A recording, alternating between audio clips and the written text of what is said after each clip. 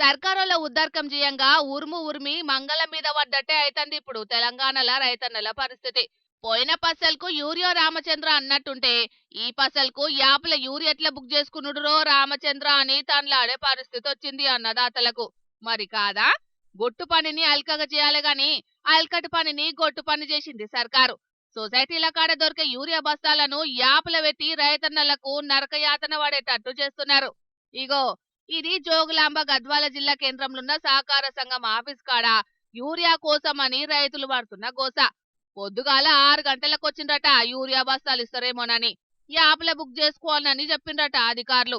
పాపం రైతులకేమెరక, సర్కారోళ్ళు చెప్తే కదా. గందుకే ఇదెక్కడి పెంటరో నాయనా అని లొల్లికి దిగిండ్రు.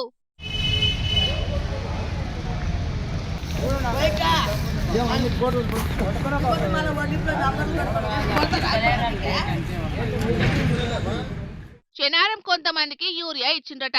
కానీ శనారం సందే సర్కారోళ్ళు యాప్ చేసిన ముచ్చట వీళ్ళకు తెలియనట్టున్నది. సోమవారం యూరియా కోసం పోయేటాలకు ఇగో గిది కథ. ఆన్లైన్ లో బుక్ చేసుకోవాలంటే టచ్ ఫోన్ ఉండాలి, దాని వాడకం తెలిసుండాలి.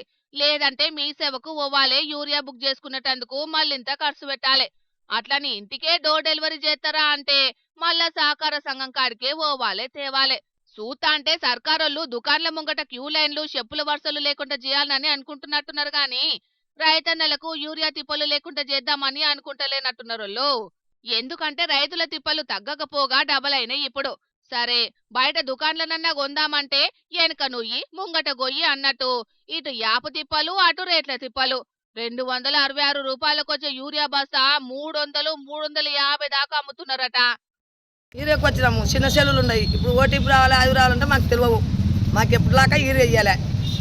ఇంకా మాకు ఎప్పుడులాగా బస్సులు గీసులు లేవు. మా ఊరికి రావాలంటే కూడా ఎవరు కూడా ఎక్కించుకున్నారు. మేము పొద్దుగాల రాలే, ఈడ వచ్చి కూర్చున్నాలా, ఈయన కూర్చున్నా ఉపాసం తపాసం అంటే మళ్ళీ సెలవులకు ఇస్తామంటే మా నుండి కాదు, ఇంకా రాలేము. మేము బీడు పెట్టుకున్నానంటే పెట్టుకుంటాం, చేద్దానమే చేయనంటే ఊకో కూర్చుంటాం.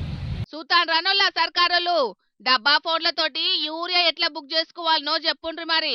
చదువు రానోళ్లకు అల్కగా అయ్యే పని చేయాలి గాని గిట్లా పాస్వర్డ్ల పని చేసి చేతులు దులుపుకుంటాన్రా.